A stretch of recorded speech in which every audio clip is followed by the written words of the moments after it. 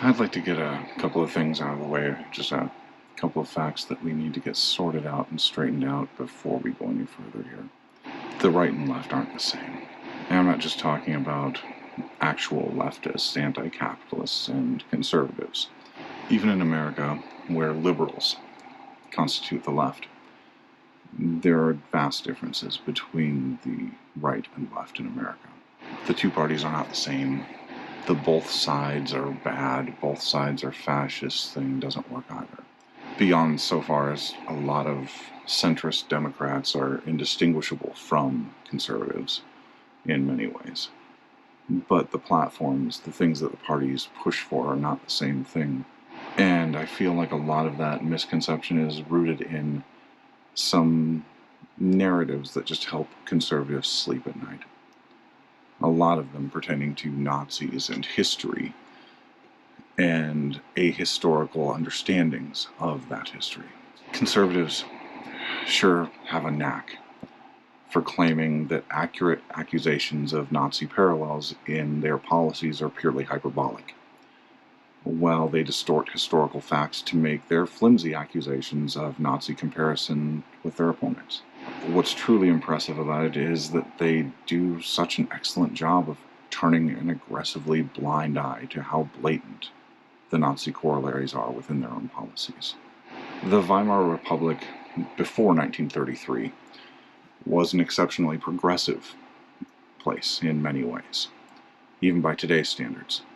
Germany had been a global example of what we would consider LGBTQ plus inclusion. It was where in the 1920s the first transgender magazine was published, where some of the world's first medical transitions were performed. These and other factors led to Berlin becoming kind of a beacon for the global LGBTQ plus community, or what there was at the time. All of that changed as Nazi control spread and ultimately dominated the political realm in Germany. Suddenly, transgender women's gender identities were denied. They were treated as men acting out some perverse impulse or displaying some manner of mental illness, which might sound familiar. Additionally, homosexuality was treated as a crime, and the punishments were frequently more severe for those who engaged in what was categorized at the time as transvestitism. Now, while there were distinct differences in how gay and transgender people of persecuted ethnic and cultural groups were treated when they were compared to gay and transgender Aryans, there remained an overarching atmosphere of suppression and repression throughout the regions where the Nazis assumed control. Gay men and transgender women were met with bigotry, intolerance, hostility, regardless of Aryan status. But those who fit the narrow, white nationalist aesthetic were often afforded certain leeway, as long as they kept their indiscretions quiet and hidden. This, of course, did not mean that they were safe. There was ample state-sanctioned hostility and violence directed towards those marginalized groups, and in particular those who remained open about who they were by engaging in relationships or gathering in public.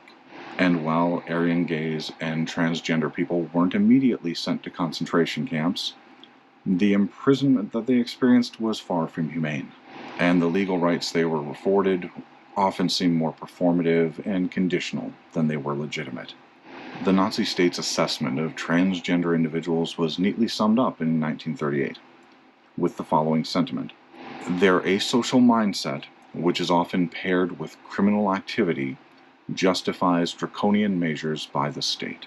This was a massive departure from the previous German government, which had allowed transgender people to legally change their names, form their own organizations, and even receive gender-affirming medical treatments.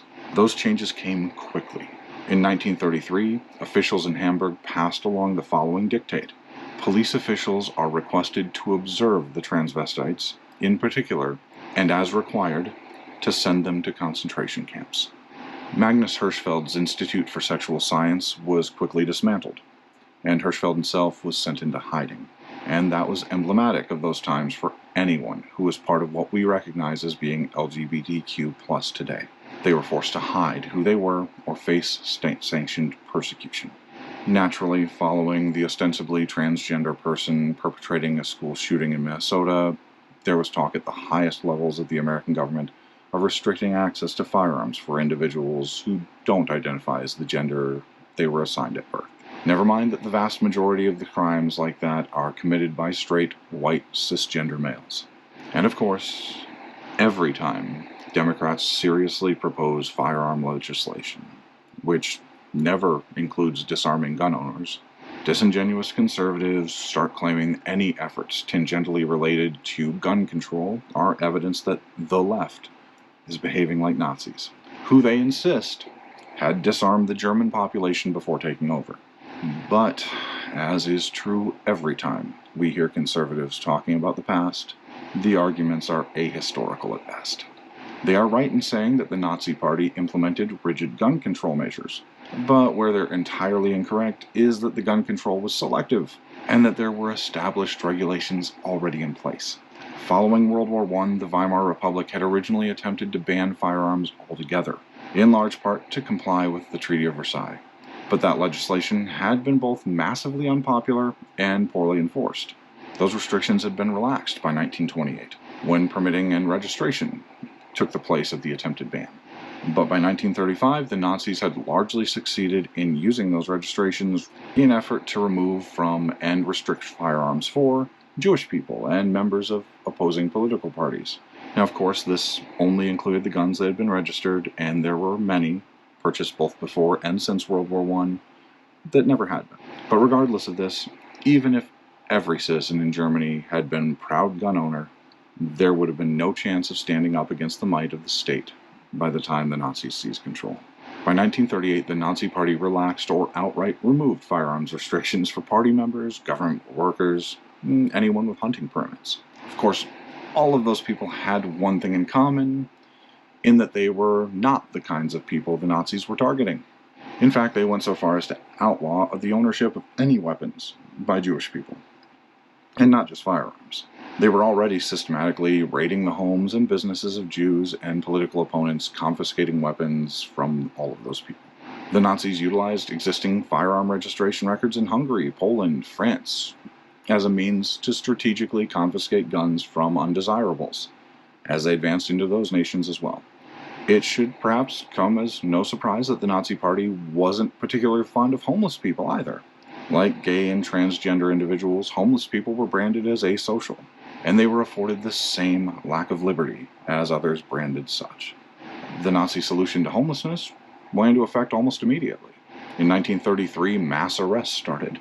That process accelerated as the 1936 Berlin Olympic Games approached because the Nazis wanted to present a clean facade for the visitors from other nations.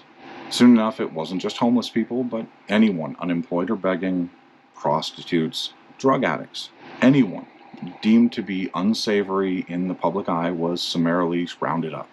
Persecution, sterilization, one-way trips to concentration camps awaited anyone unfortunate enough to fall outside the strict social norms imposed by the Nazi Party. To maintain social order, armed and uniformed police and military forces patrolled the streets wherever the Nazis were in control, not only in the territory that they took through conflict, but in the cities of Germany as well. And these police actions served to intimidate the population, suppress political opposition, and all but eradicate any civil unrest. So I suspect it's unsurprising that party leadership was thrilled to proclaim the low crime rates they'd achieved. It took until 1935 for the Nuremberg laws to go into effect, at which point all Jewish and Roma people were stripped of their German citizenship. Before Kristallnacht, the Nazis focused on the forced deportation of Jewish people, but by 1941 those avenues of escape were officially blocked. The Roma people were classified as enemies of the state and treated as criminals as soon as the Nuremberg laws went into effect.